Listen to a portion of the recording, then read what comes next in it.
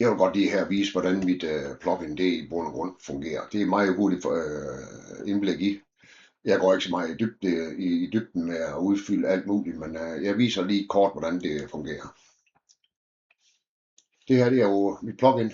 Jeg har aktiveret det, og det er blevet lavet sådan, at man selv kan styre sin skærm størrelse. Nu har jeg en stor skærm, så jeg kan egentlig godt bolde mig lidt på mængden her. Godt. Vi laver et eksempel her. Det skal være et lille bitte rækkehus. Vi siger et rækkehus her. Der har vores bygningstyper. Lad os sige det på 400 kvadratmeter.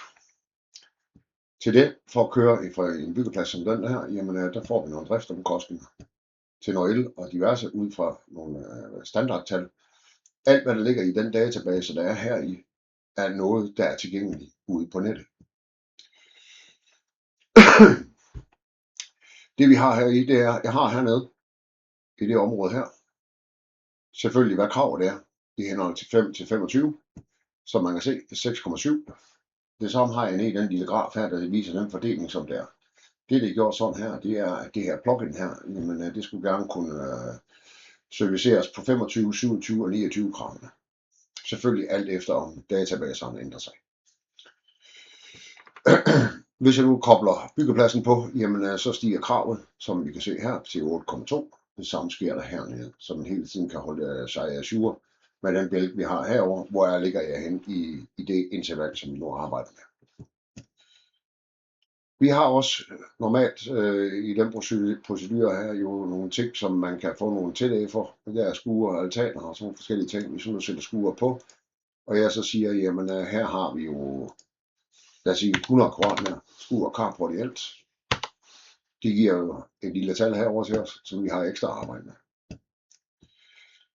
Hvis man laver den her første scanning, hvis man for eksempel sidder i en arkitektmodel, det er et etagebyggeri, jamen så kan man jo egentlig gå ind og så sige, jamen har du en ingeniørmodel, jamen så kan du linke den af her på. Eller ja, en MEP-model, det vil sige med tekniske installationer, jamen så kan du klikke den af her på, og så tager den simpelthen dataen med over fra de pågældende linkede filer. Nu har jeg ikke nogen linkede filer her, så hvis jeg lige laver min scanning her, og som man kan se her, jamen så er det her en samlet oversigt over den Revit-model, som jeg har herovre.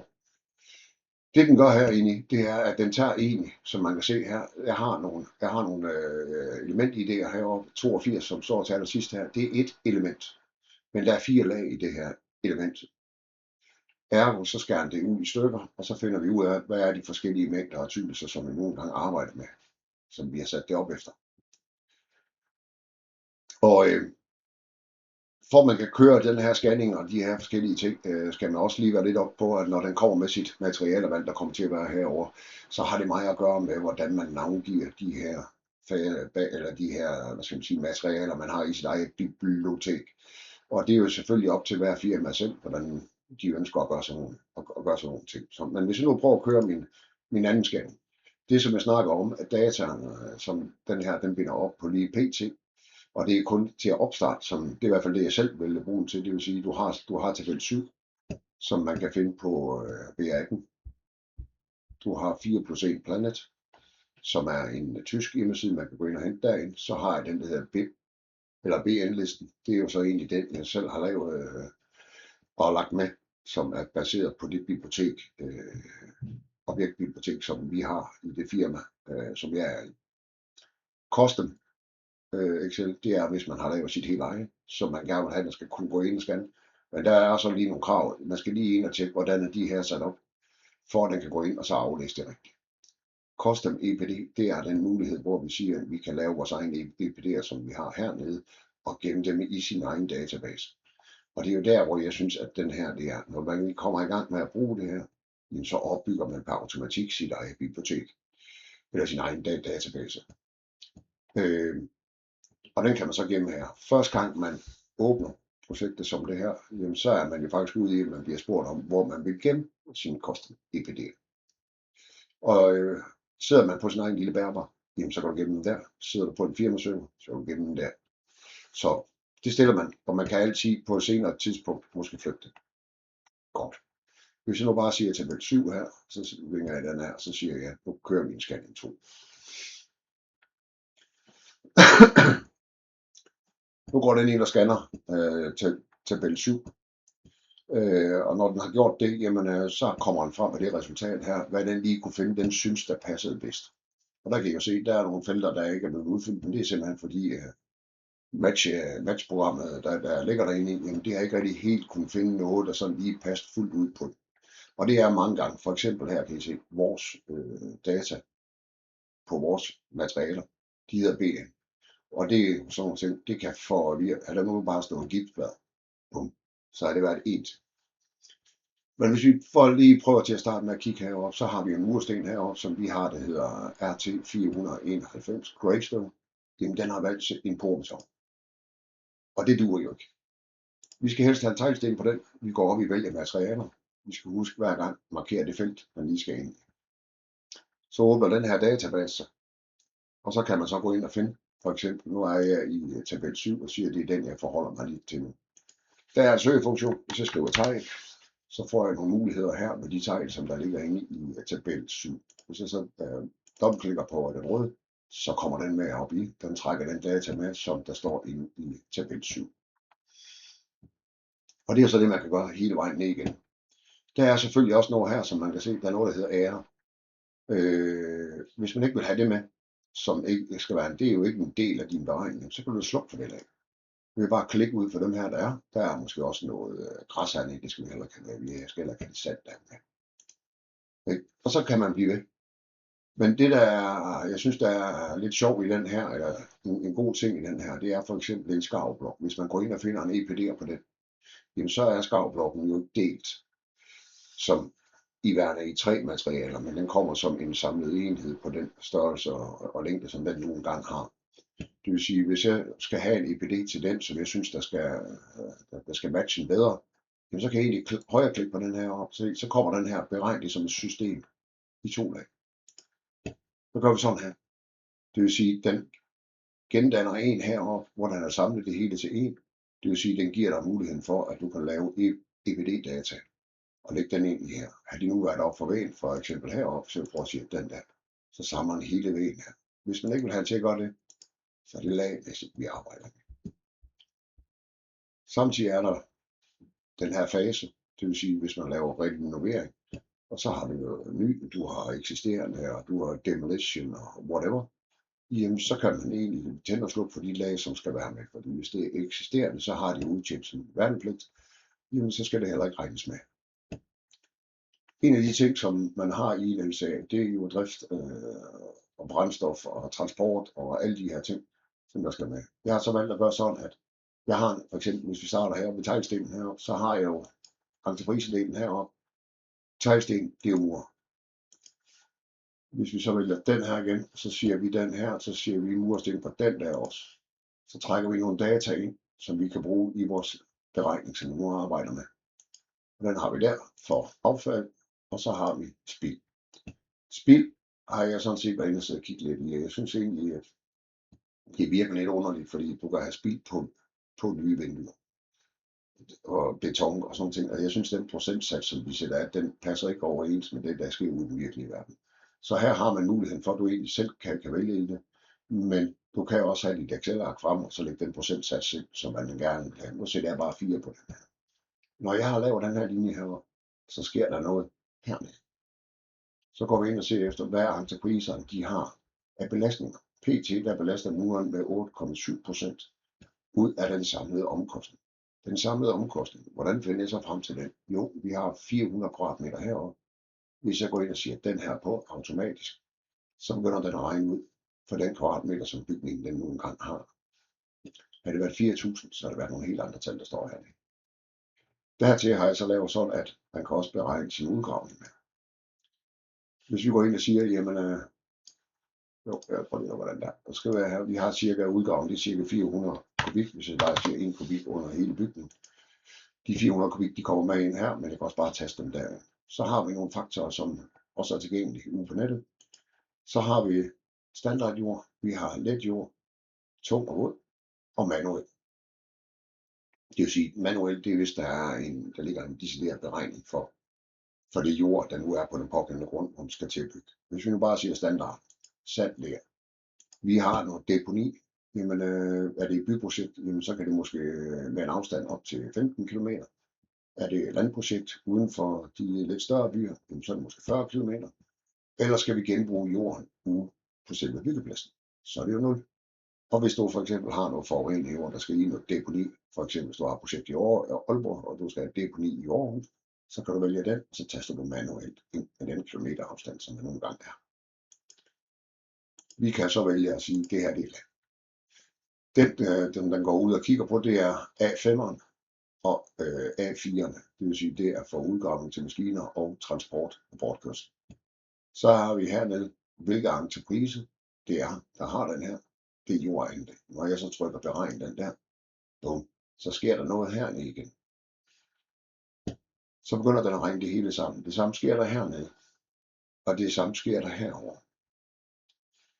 Det man kan så se her, nu er jeg så koblet jorden på. Hvor er den så tilgængelig hen? Jo, den kommer til at ligge her. Så hvis man har 2 udgravninger, det vil sige, at man har måske en afretning af selve jorden, eller grunden, jamen så siger man, hvis det er en 1500 kvadratmeters grund, det vil sige, at jeg skal til at tage i gennemsnit cirka 1,5 meter, så kalkulerer jeg med 750 kubikmeter, eller 750 minus de 400, som vi har, ikke også? Og så kan man så taste det ind i en ny herinde. Så, men herover ved siden af, kan man så se her, jamen der har vi jo det, der hedder topmaterialer. Det er dem, jeg har valgt at lave en liste over dem, der belaster allermest. Det vil sige, hvis du kommer ind og kigger, jamen havefliser, de skal jo ikke med lige nu. Så i og for sig, så skulle den være slukket herovre. Men så vælger man så den næste i rækken. Og så kan man så blive ved med at sige, jamen hvad kan jeg godt for, hvad skal man sige, optimere min LCA, så kan man gå ind og så finde det materiale her, der er med til at gøre den, hvad skal man sige, tungere, den beregning vi har. Status med klimaskærm, det er 8,2, og det er jo fordi vi har byggepladsen på. Vi har PT med det der er tastet ind herovre. Ud fra den første, efter den anden scanning, så er vi på 3,6. Det vil sige, at vi har en marken på det her under det nuværende krav. Spild A5 opsummering, det vil sige materialerne spild. 1 gennemsnit spild i procent, det er 4,0. Og så har vi en total affald på ca. 218 kilo. Det er en total i kilo på CO2-aftrykket på 2 kilo. Alt det her, det kan jo munde ud i, at man vil lave en rapport, når man engang bliver færdig. Det vil sige, spild, den har vi her. Der kan man så se, at det der, som der er PT på. Og nu har vi så tastet anlæg med udgravning på, men det er jo ikke spild, fordi det er jo ikke et materiale. Så har vi entreprisen, der kan man så se, at entrepriserne de belaster med det her lige PT. Og det vil sige, at de har 13,5% at gøre godt med, og mureren de har 7,5%, sådan som det ser ud lige nu. Hvis man vil, så kan man klikke heroppe, så tager den simpelthen et billede af det her op, som man så kan bruge i en rapport, hvis det er det, man vil lave. Men ellers så er der jo nogle funktioner hernede, som vi ikke lige har fået snakket om endnu. Det vil sige, at vi har eksport, Excel, PDF og Preview. Det er egentlig en oversigt over alt det, vi har herinde i den her del, som man kan lave som et Excel. Man kan også lave som eksport af PDF eller Preview. Så har vi eksport af en rapport i henhold til BR18. Den ligger her. Men hvis vi lige kigger på gem indstillinger, det vil sige, hvis man har udfyldt alt det, der ligger herovre, sat flueben her og der alle steder og tilrettet med jord og transporten og affald, jamen så kan man egentlig gemme det. Man kan gemme det ud på sin sag i LCA, datamat, whatever. Men hvis du så senere hen skal ind og kigge på det, når man skal færdigmelde det byggeri, og man så begynder at få nogle endelige data ind på den drift, der har været, jamen så kan man egentlig gå ind og genindlæse sine data og så tilpasse. Det man skal gøre først, det er at starte på sit Revit-projekt, som vi har. Så kører man scanning 1 og 2, og så genindlæser man data. Og så alt det, der er stået heroppe, det bliver genskabt. Men hvis vi kigger på Excel'en, der er her, jamen den har vi herinde. Den er bundet op på, at den går ind og henter den, hvad skal man sige, den Excel-ark, som er BR18, den henviser til, som værende den brugbare. Det vil sige, nu går jeg ind her, nu finder jeg så lige den her ligger herinde. Det er min, den ligger herinde i mit projektmap her. Den ligger heroppe i BR18, den der. Så trykker jeg åben. Så bliver spurgt om, hvor vil du gemme den? Så kan du gemme den inde på din sag, whatever. Hvis du gemmer den herinde, så overskriver du den som jeg har i det der, som jeg har indlagt i en datamappe, som der er til det program, man har. Men nu vælger jeg at smide den på mit skrivebord. Jeg har så lavet den i forvejen. Og den over. Og hvis du har kørt den, så får du tilbagemelding på, at det er OK. Vi går ind, så åbner jeg lige min map her, så finder jeg lige mit skrivebord. Den har jeg ligger der. Så kommer den ud her med udfyldt. Man kan godt en gang imellem komme ud for, at man lige skal indtaste for eksempel et plan her. At nu er det etageplan, så kunne du skrive første, anden eller tre etagers bygning, whatever. Og så selvfølgelig datoen for din byggetilladelse og i brugtagning. Den er opsat i henhold til gældende bygningsreglement i BR18 2025. Den har en faktor på 6,7. Hvis det er det der med en lav emissionsklasse, så er den 6,1. PT, som den ser ud, så ser vores sådan her ud, som den er der i det her felt her nu, men det er også fordi, der er ikke udfyldt noget. Så har vi nogle forskellige faktorer hernede. Klimapåvirkning fra A4 og A5, 1,3. Det samlede klimapåvirkning for det var alle sammen hernede, den hedder 8,2. Og en klimapåvirkning for modul D, den er minus 1,2. Vi har 400 kvadratmeter bygning. Vi har de 25% fra skurene. Det giver en samlet på 425. Og det giver x antal kilowatt om år på 33. Vi har noget drift til vores bygning derude. Den ligger hernede. Og den software, som vi bruger, jamen den er altså ikke med på, men den kan man så selv taste ind, hvis man har lyst til at gøre det. Men alt det her, det er jo lidt tilsvarende det, som man kan se andre steder. Vi har noget data, der er begyndt at blive smidt ind her, i henhold til nogle af de der felter, vi har her. Vi har noget drift. Jeg har jo selv, hvor jeg har brugt real-time LCA, og den er baseret på BIM 7A-del, så den bliver sat op her, men det vil jeg ikke have. Jeg vil have sådan, at man selv kan bestemme, om det skal være CCS, og det er BIM 7A, whatever. Det må man selv bestemme. Det er ikke noget, jeg sætter som i det, hvad det hedder most. Så det er i bund og grund sådan, det her LCA-program, det er blevet sat op, og jeg synes faktisk, det fungerer rimelig godt, når jeg sidder og leger med. Så tak fordi I lyttede.